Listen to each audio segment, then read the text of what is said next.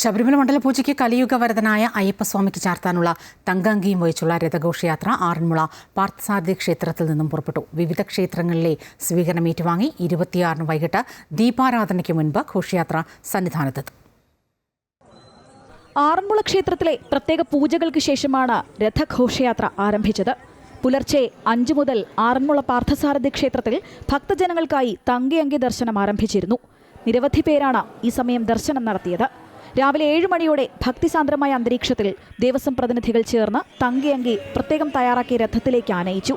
രഥം കടന്നുപോകുന്ന വഴികളിൽ ഭക്തർ നിലവിളക്കും നിറപറയും ഒരുക്കിയിരുന്നു. സായുധ പോലീസ് ഉൾപ്പെടെയുള്ള സുരക്ഷാ സന്നാഹങ്ങളോടെയാണ് തങ്കഅങ്കി ഘോഷയാത്ര.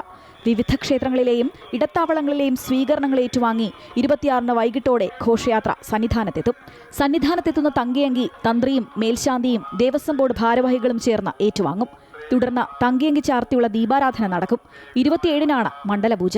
തിരുവിതാംകൂർ മഹാരാജാവായിരുന്ന ശ്രീ ചിത്തിര തിരുനാൾ ബാലരാമവർമ്മ തങ്കം കൊണ്ട് നിർമ്മിച്ച നടക്കിവെച്ച 450 പവൻ തൂക്കമുള്ള ആഭരണങ്ങളാണ് തങ്കഅങ്കി.